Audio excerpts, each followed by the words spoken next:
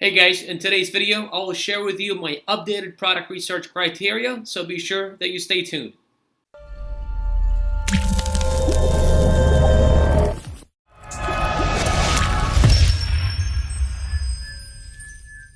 Hey guys, Bashark2 here, Amazon FBA seller from beautiful San Diego. As I mentioned earlier, we will be talking about my product research criteria or the updated product research criteria. I will also be adding a few things to it during the video, and I'll be showing you guys how I put it to work. So, this is something that a lot of, or not a lot of, but all Amazon sellers, especially beginner Amazon sellers, need to establish before actually going into Amazon. It's just like, when you are a in the digital market or marketing field, or you're some type of, you're starting a new business, just any business really you start, you need to first, establish who your audience is, right? Establish what your target is and who you are going to target, who you're going to go after, and whatnot. So in this case, it's the same exact thing. It is the products that we are going to target. We need to sculpture our product. We need to figure out exactly what type of products we are going to be, searching for. Because I mean, there are millions and millions of products on Amazon, and you can't exactly be searching for just everything, So this is very important, right? You need to figure out exactly what you're going to look for and just go for it. But you need to make sure that the products are actually going to work and it is something that you could do, So this is my product research criteria. This is how I go for it. This is kind of the old one, but I'll be adding a few things as I go. And I'll be updating you guys. So, as you can see, it says run Jungle Scouts Chrome extension, and it doesn't have to be Jungle Scouts. It could be any Chrome extension, right? And analyze top 10 listings, not including sponsors. So what I do is, once I find a product, I run Jungle Scouts, and then from there I'll go and match up all this criteria. Now, let's go back into the criteria itself and just kind of talk about and break it down. So as you can see, the first thing says $3,000 per month, because that is typically the goal, or that's exactly what I look for. And the reason why I have the level or the number at that, because I know there are products out there, enough products out there that can make me $3,000 or above. Aside from that, I go into reviews. So reviews, it's actually not 50, but it is as high as even 70. That still should be good. From there, I look into products that have sales of 300 a month or more, and then selling price of more than $18. Where it says, $9.99, I mean, obviously, if you're going to follow this, it's not going to be here. You don't want it to be less than that, because then Amazon will, put it in the add-on item category, and you don't want to be there. Price action, where it says stable, what I mean by that is you don't want a product that, top 10 listings, you have someone at $18, and then you got $12, and you got $32, and then, you want it to be all within, $5 of each other or so. Liability, no. The reason why I say that is because, let's say, if a product is like, let's say if it's a toys and games, right? You don't want it, if it's being sold for kids, you don't want it to have little particles that maybe a child can, choke on it or something, right? Breakable, no, because being shipped from China. Competitors listings, I look at, and that's actually one thing that I want to talk about today. Competitors listings. Just a few days ago, I posted a video about a product that I found within about 5 minutes that has the potential of making me $25. The little card at the top right now is going to, the suggestion is going to pop up, and you guys can click on there and actually go to that product or to that video. But that product that I found, a lot of the sellers had, between 2 to 3.5 reviews, which is a good thing that I always look for when analyzing a product, right? And the reason why I say that is because if other sellers have bad rating, you can go and look at those ratings and see why customers are leaving them bad ratings. Is it just a bad product altogether? Are these sellers just not doing a good job? What exactly are they doing? And then when you launch your product, you improve on those things, right? So that is very important, and that's one of the most important things that I pay attention to a lot more than I did before, right? So I'm gonna kind of highlight this, right? So weight, 2.5 pounds, up to 3 pounds, 3.5 should be okay. Dimensions fits in the shoe box. Cost of product, 25% or below of selling price. So if you're selling the product for $20, it needs to be landed to US for $5 or below. FBA calculator, you just go to Google, search FBA calculator, and you find out what Amazon is going to charge you to fulfill this product. Patented, I do not like anything that's patented. Product dominant, if anything has 3 or more listings. So let's say you search a product. Let's say you search, I always use this example, grill gloves, and you see top 10, at least 3 of those listings are dominated by the same brand or by the same name, the same seller, then stay away. So no. Okay, so that's another thing that's very important that I have been watching out for lately that I didn't before, that actually makes a big difference. Another thing that I want to add on is Amazon seller.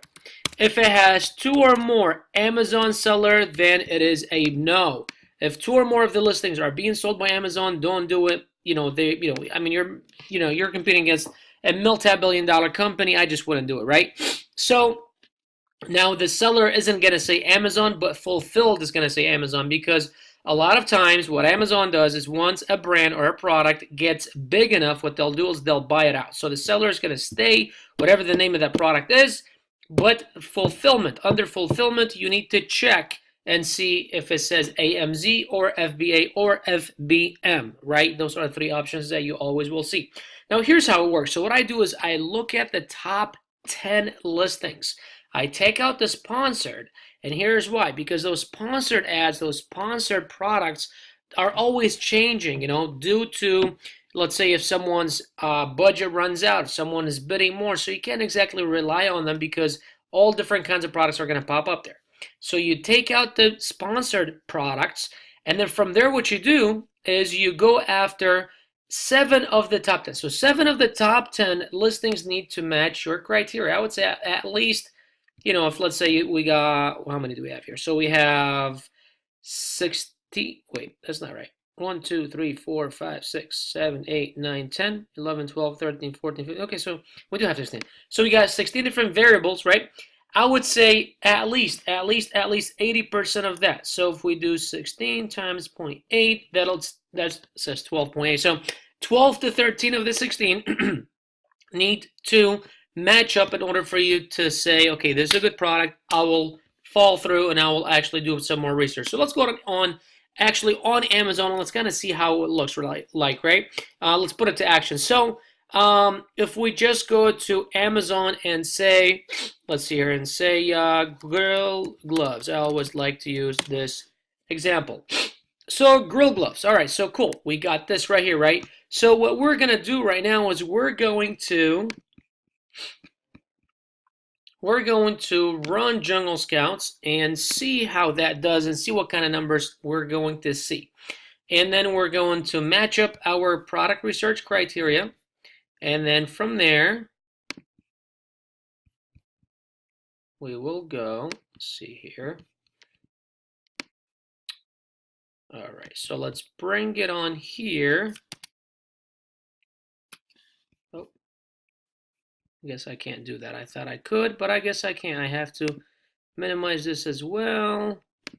Let's minimize it this way so we can have that up here and bring that this way. All right, cool. Sorry about that. All right, awesome. So let's go ahead and kind of analyze this together. Let's see if I can take that out. Okay, great. Okay. And then let's make this bigger. Awesome. All right, so let's go ahead and look at this together, right? So we say $3,000. I mean, obviously, this makes a lot more than that, right? If you look at the revenue, I mean, all these guys are making way more than that. So that's good. So reviews has to be below 70.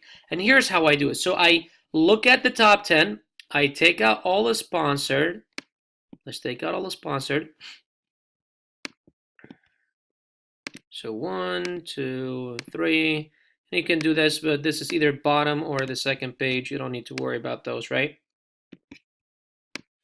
So what I'll do is I'll look at them, and then here's what I'll do. I'll look at 1, 2, 3, 4, 5, 6, 7, 8, 9, 10, right? So 52 is our last one. So what I'll do is I'll go, no, yeah, I mean 78, 75 is the same thing, right? So 1, no, no, no, no, no, 2, no, 3. So 3 out of the top 10, okay, 7 of the top 10 need to be below 75 or 70, but we only have 3, and one of them is really a little bit over, right? But we just kind of said, okay, it's okay, right? So reviews and sales are the top 2. If those 2 don't match up, I just pass right away, right? But let's just keep going. Over 300, I mean, just looking at this, yeah, at least 7 of the top 10 do 300 sales. That's cool. 18 or over, looking at them, almost everyone is over 18, so I'll say yes. Add-on, no. Stable, I mean, you do have some at $9, you have some at $26, but I guess overall it's okay. Possible liability, it's a grill glove. I mean, I guess it can be. If the material is actually bad and you burn someone, it can come back. So that's kind of an iffy thing. Breakable, no. Competitors listing. So you look at their ratings, right? So everyone is 4, 4.5. I guess they're doing okay, but you can still look at their listings and see what you can improve on, right? Weight 2.5, yes. Fits in a shoebox, yes it does. Less than 5% at 25%, and now that's something that you are going to have to contact suppliers in order for you to actually, find out, right? So you need to contact suppliers and see exactly how much they're going to charge you. FBA calculator. Let me show you how that works actually. Let's go ahead and let's do this. So let's get out of here. Let's go to Google. And then let's go to FBA calculator. All right, so Amazon FBA calculator. So let's say we're going to choose, okay, so whatever this product is, let's go ahead and choose it. I'm not sure. Oh, wow, look, it's actually grip gloves. So what you can do is you can either put in the ASIN number, you could put in a URL or whatever it is, but what I do is I always choose ASIN. So let's say this is the right one, right? So price, item price, let's say we're going to sell it for $20. Always go under Amazon fulfillment, not your fulfillment. This FBM, this FBA, this is where you want to be. Ship to Amazon. So what I typically do is I'll just go to here, cost of product. So ship to Amazon and then, including, so this is all included, right? With your kind of like landed price, like how much it's going to all cost, right? So let's say it's going to cost me $5. So it's going to cost me $5.27 or 26, right? And then I'm going to see how much it's going to be. So what it's saying is that if I sell this product at $20, Amazon's fees, right? The fulfillment fees are $3. The FBA, the referral fee is $3.43. So altogether is $6.43, right? So proceeds is $13.57. Out of that, we're going to take out $5.26. That's going to go to the cost of the product. So I've got $8.31 profit, which is 41%, which is awesome. It's amazing. If you could match these numbers, believe me, especially with a product like this, you'll be making over $4,000. So that is exactly how I go about, finding products, analyzing them, and just kind of the whole shebang, right? Just to kind of go over this again, once again, take out all the sponsored, analyze 7 of the top 10, over 70, or let's just even do this 75, right? Under 75, over 300, $18 or more, price action stable, liability no, breakable no. Look at the competitors' listings.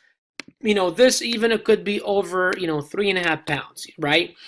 Fits in a shoebox, 25%. I mean, this could even go up to 30, but just kind of stay around there. But those 2 are very important: brand name dominant and Amazon seller.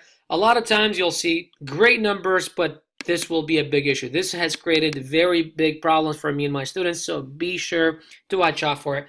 Guys, once again, Bashar Ketu here. Let's go to the question of the day, since we haven't done that. So the question of the day is, what problems are you having with your Amazon business today? Is it finding products? Is it sourcing products? Is it, finding suppliers? Is it creating listings? Whatever the answer is to that question, drop it in the comments below. Also, let me know what other topics you guys want me to cover in the future videos. Guys, once again, Bashar Ketu here, Amazon FBA seller from beautiful San Diego. Thank you very much for watching. If you guys like this video, go ahead and subscribe to my channel for future videos like this and others. Also, share this video with your friends and let me know if you guys have any questions. Once again, Bashar Ketu here. I'll see you guys in the next video. You all have a great day and take care.